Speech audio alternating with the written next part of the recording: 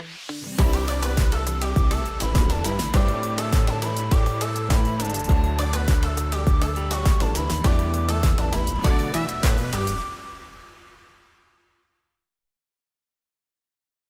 Thursday and welcome to today's very special on the road episode. That rhymes. We do that on Thursday of Veeam Tech Bites. I am Rick Vanover. I'm joining you from Stockholm, Sweden. Just finished up the Veeam on tour, and I got a very special guest, Michael Langford from IBM. How you doing today, Michael?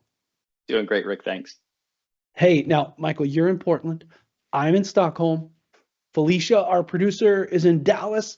Jeffrey, our other producer, is in Ohio, but we want to know where everyone's tuning in from. So we are live on 4 channels. Drop in the chat what U.S. state or country you're joining from, and we're going to hit that map location. We want to see who we get tuning in, and we'll bring that up later in the show.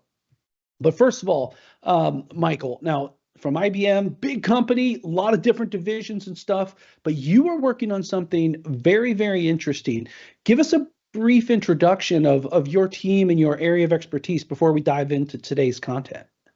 Sure.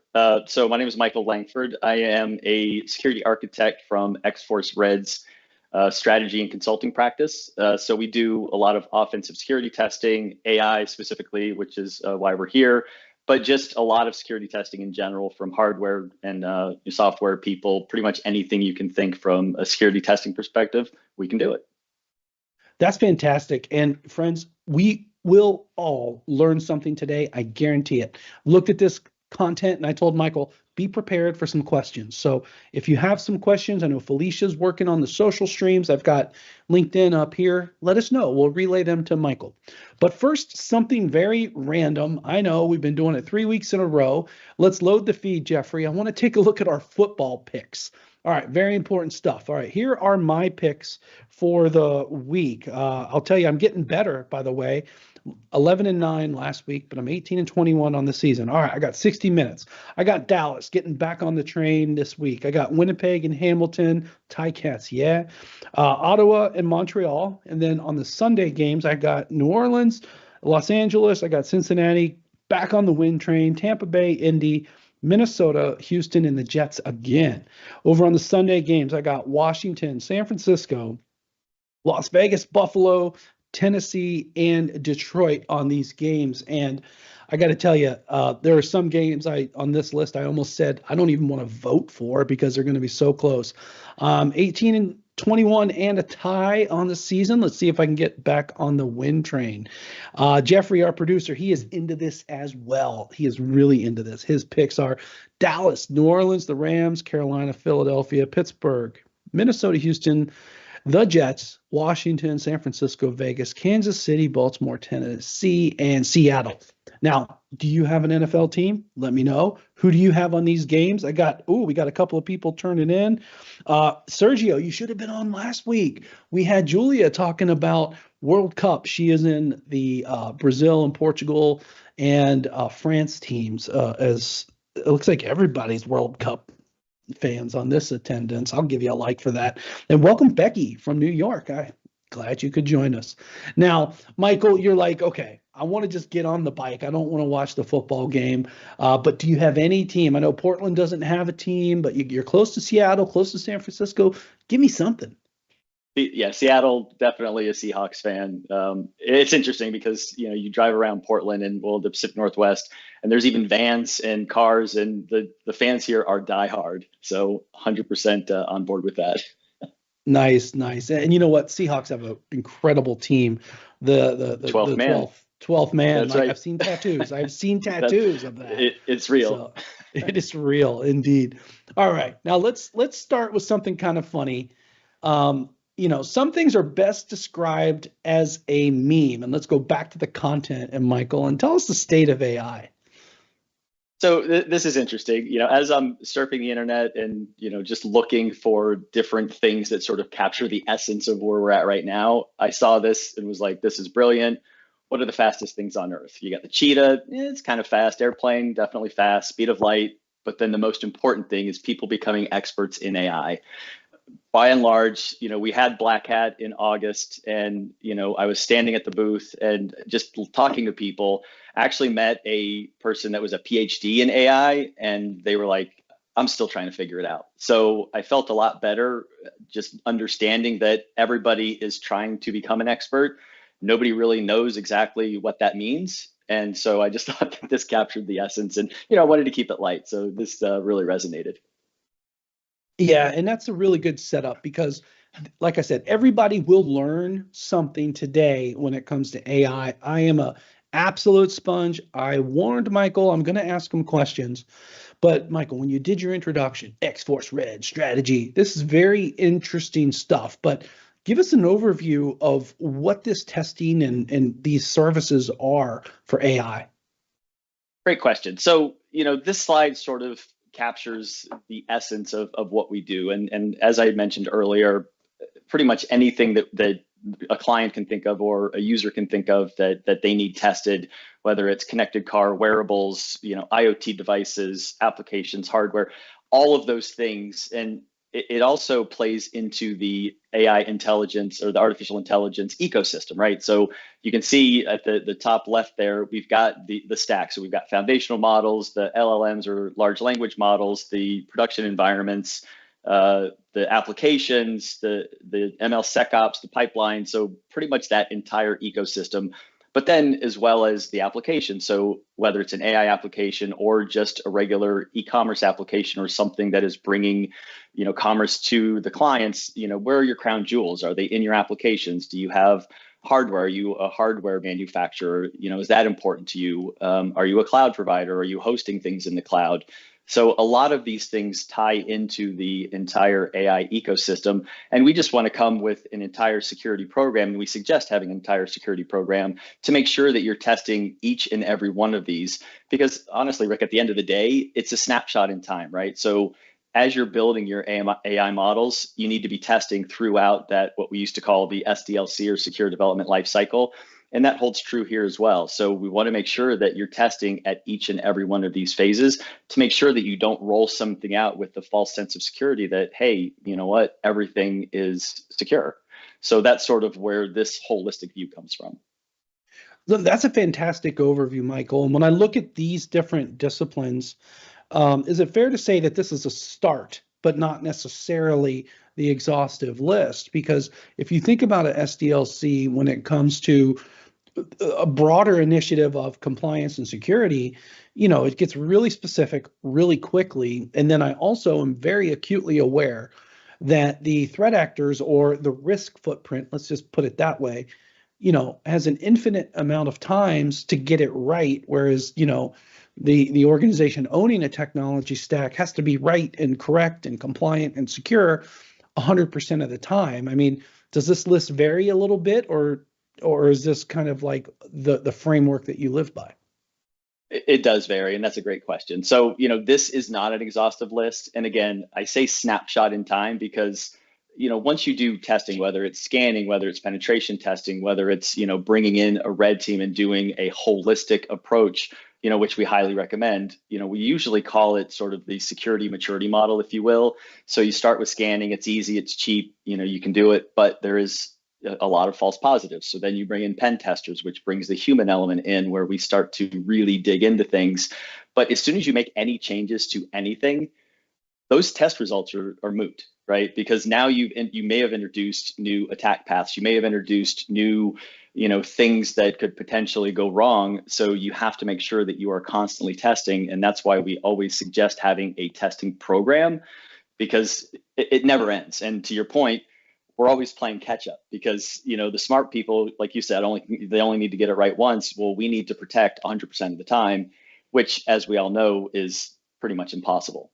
Unless you have an unlimited budget, which nobody has. Well, yeah, indeed. Well, that's another discussion. We'll save that one for industry insights. That's right. All right, producers have just let me know that the map is ready. Let's take a quick look. I'm running one screen, friends, so I'm going to have to do my best. Well, Brazil is big. I can see that.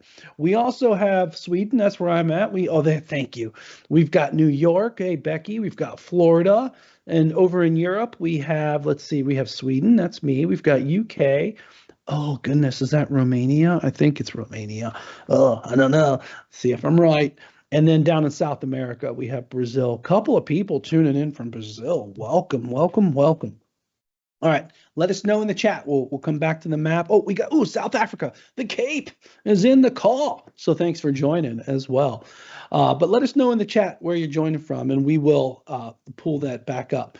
So, Michael, I guess I should have also started with a definition. Red team means an individual or a team knows the infrastructure, knows where all the secrets are, and is then flipping the seat and trying to tear it apart. I think we should also let what that color code kind of operation means. Not everybody's familiar with that, but then tell us what you do with that information. Great question. So when we talk about red team or red team operations or red team exercising, essentially it is a clandestine approach where, a client may come to me and say, hey, you know what, I want a red team test.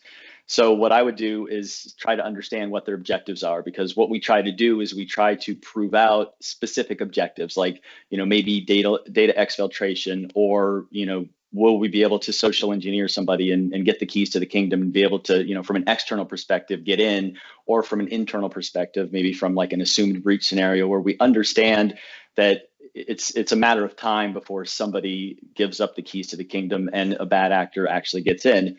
So our red team will essentially perform that clandestine, and essentially, there's the blue team. So the red team attacks, red attack, blue defends, right? So they're the defensive people that are usually on the client side. They're eyes on glass, looking for those speeds and feeds, looking for any anomalies to say, hey, is this a bad actor? Should we address this?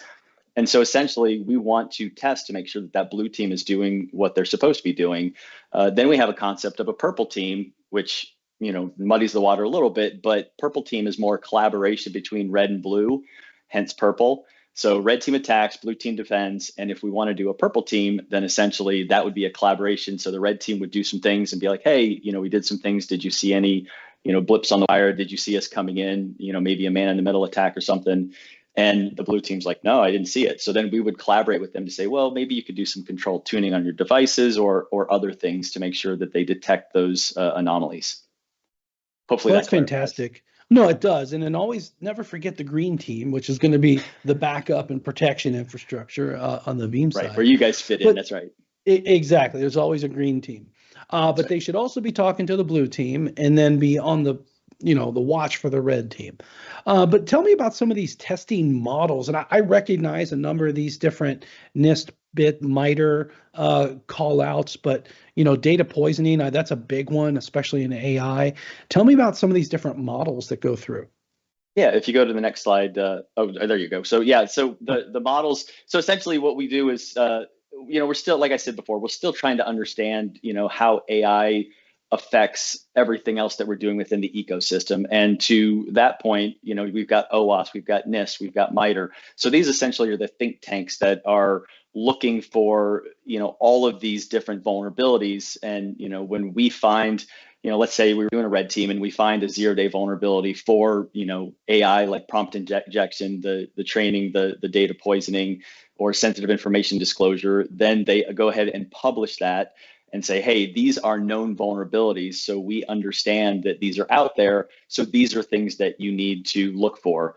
What that does is that lets us as pen testers understand. And what they normally do is they'll normally put knowledge-based articles or patches or anything. So if it's a specific vendor that has a particular vulnerability, then it's up to that vendor to put out a patch. So for like Microsoft or any hardware, Cisco, any of those things, if there's a known vulnerability, then they'll push out a patch. And what these think tanks do is they let us as a community know, hey, this has been found, this is bad, and this is why it's bad. So, for instance, like data poisoning, essentially this can lead to an adversary controlling a subset of the training data through inserting or modifying training samples. So you don't want anybody to be prompting your model. So, when somebody comes to your website, and I think there was an instance on X, formerly known as Twitter, and we all know that we don't want to start in that whole rabbit hole, but where there was a model that was just there to argue with people. So whatever your stance was, no matter what it was, they had poisoned the model to essentially just argue with you. Somebody found out about it, and so they retrained the model to recite like 80s lyrics. So a lot of people were getting rickrolled and things like that. So you want to make sure that your models are secure and you're doing all the testing that you possibly can to make sure that A, your models aren't being poisoned, and B, to make sure that you're not upsetting anybody. I mean, now we need to start thinking about ethics and privacy, and you'll see that on the right-hand side. So, we start to take these things even further to make sure that, as you're introducing AI into your environment, what sort of model are you going to create? Is it going to be a basic model where you're just passing images or text or videos, or are you going to have the multimodal model where essentially you've got all of that stuff and it's pulling from all these different data streams? So you need to really understand what the objectives are and exactly how to make sure that you're securing that stuff. Well, and I think data poisoning is a really good example everyone can get their heads around. In fact, AI hallucinations are a different output, but again, it starts on the data they have. This is working backwards in the supply chain. In fact, I can think of the one, I don't know if you'd call this data poisoning, but did you hear the scenario of the airline who an AI-powered solution basically was poisoned to just go and end up selling a ticket for only the taxes, not even a fare, So some of these types of things can be, find anomalies with it. So I think there's absolutely a need for these types of testing the moment you make an AI-powered solution part of a business process. So this is really fascinating stuff, Michael. But there's a lot of controls here, and guys, I will be using my Zoom it. But walk me through some of these different areas. Right. So, the purpose of this is to just compare what we're doing in the traditional DevSecOps or data SecOps on the top level, and how that differs from the ML machine learning or model SecOps on the bottom. So you will see a lot of similarities, but then you'll also see a lot of differences. So, when you start to look at how to secure these, essentially you're still going to do your design, develop, build, test, deploy, manage, but how you dig down into each one of these is going to vary, right? So, the controls are going to vary, the threats are going to vary, and how you test is completely going to vary. And we just, the purpose of this slide is to make sure that you are testing throughout that entire SDLC or SecDevOps type of environment. No, and I think this is fascinating here because this is a framework, friends, where you can look at the different areas of a process and then kind of balance them out. And these are things that if you're going down the AI path, these are risk points you can avoid, but honestly, duties we have already to think about how to correctly deploy an AI-powered solution. So I love this. This is fantastic. And per my request, Michael made a small legend here of some of these kind of analogies of talking about poisoning, HAP, ART, and then we want to protect the PII. This is fantastic. And, if you look at this, Michael, is there any area that you'd say is one spot where organizations really trip up and don't really have the most struggles? Maybe is there any area that's the hardest? So in our experience, deploy is always one of those areas where they go through the test, and sometimes they get into UAT or user acceptance testing, and they're hasty to deploy, right? They don't really put that test, that middle ground between test and deploy through the paces that they really need to. And so this is where any security company would come in and say, hey, you know what? Make sure that you're doing the testing that you really need, and make sure that you're doing thorough testing, because the last thing you want to do is deploy something that's unsecure, that's connected to your backend ecosystem and gets back to your enterprise data and back or could potentially get to your crown jewels. And at the end of the day, that's what's keeping the C-suite up at night, right? Well, and I'd also say it's relatively important to address this, but there's an absolute challenge with velocity. Again, AI experts are moving faster than speed of light, and I'd say that the business expectations are really quick as well. But any, a lot of people I know that have been through like, military training, and they're like, look, decisions made in real time are never perfect, with the velocity of that. But when your business, your technology, your intellectual property, your reputation are on the line, you got to maybe think a little bit different about this. And I have a phrase internally that I like to say: I'd rather have it right than have it right now. And this is an area where that might actually pay dividends. But this is a fantastic set of controls. Sadly, you will never hear a developer manager say those words. They want Yeah, to get it out right I'm now. sure. So it's, Yeah. they're not going to be like, hey, you know what, take your time, make sure it's secure, the business can wait. Those words will never be spoken. Awesome. Well, big shout out to Patrick, who's joining from California. Thank you, Patrick, from Susanville. Awesome. Big welcome to you. All right. So tell us a little bit about the pipeline and the testing, and then some of the different, like, specific, operations that'll go on with that. Right. So, it's interesting because we're in the infancy as far as, what we're starting to see for vulnerability. So, stay tuned, because this list will probably grow exponentially. I know it'll grow by the end of the year. At the end of next year, it'll probably be, triple, double, whatever. So, when we're thinking about the pipeline and security, we're also looking at the different frameworks.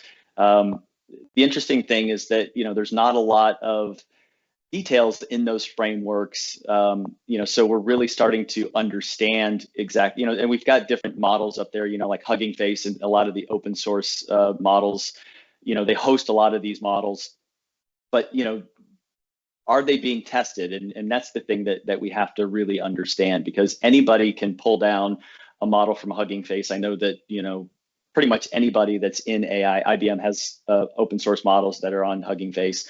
So we need to make sure that throughout that pipeline, we're making sure that we're testing, and we're making sure that whatever environments we're bringing those models into, is it secure? When we were at Black Hat, we actually had one of our red teamers that basically recorded a video where he was able to pass the hash in Azure, and he was able to pull down an entire model from Azure from a known repository.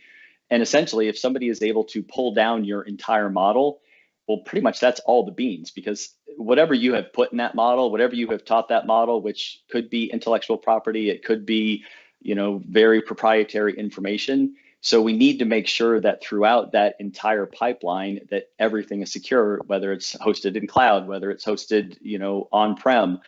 All of that stuff is vitally important. And so throughout that entire pipeline, we need to make sure that we're testing every facet of all of these things. And even, the stuff that's being hosted and the stuff that it's hosted on, that entire model needs to be tested. Well, that my mind is going crazy, Michael, with potential risks. Like, now the model, so you know how to game it. You know how to find those hallucinations, those anomalies. Because again, the velocity here, organizations may not be dotting all the I's and crossing all the T's. All right, one more slide here before we start to get to some of the key resources here. But like, if you're as an organization watching this show and you're on an AI journey, I guarantee you, most of the people watching haven't thought of all of these things. But I think it's important to let the market know, Michael, that there's help, there's experts, there's resources out there to just definitely get your risk footprint better with an AI-powered solution. Totally agree. And these are things that anybody that is adept in testing AI security can perform, right? So, the things that we've seen within IBM is, generative AI application testing. Of course, you're going to test the applications. And that goes, whether it's AI driven or whether it's just a standard client server application, you're going to want to test the applications, because that's essentially the entry point. I mean, you hear about cross-site scripting, SQL injection, all of these vulnerabilities that come in through the application. And, so that's the starting point. But you also want to make sure that you're testing the platform. So, whether it's hosted in Amazon or any other cloud provider, whether it's on-prem, you need to make sure that you're testing that platform. We talked about the pipeline. So making sure that the entire environment before it goes into production is tested. And then, make sure that your model's safe, right? We talked about, the hate and profanity. So make sure that you're not going to offend anybody. Make sure that you've got an ethics review and all of these different things. Because at the end of the day, the models are only as smart as we build them, right? Because artificial intelligence is sort of an anomaly. The reason it's called artificial is because it's not really intelligent at all. It's only as intelligent as we tell it to be. So, therefore, we need to make sure that that entire ecosystem has been tested. And now we need to think about other things that we haven't historically thought about in our traditional testing models. So, yeah, and we can help wherever they need to, and that's reach out and pretty much do what you can.